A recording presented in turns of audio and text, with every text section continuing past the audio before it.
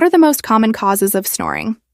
I would say the most common causes of snoring are the things that people know, right? They have sinus issues, they have allergy issues, they put on some weight, they get sick. All of those things are kind of the common things people think about. But what all of those things have in common is they all make the nose stuffier when someone lays down during their sleep. And so what I tell patients is, regardless of what the cause is, creating more room to breathe through your nose at night will alleviate your snoring and sleep problems.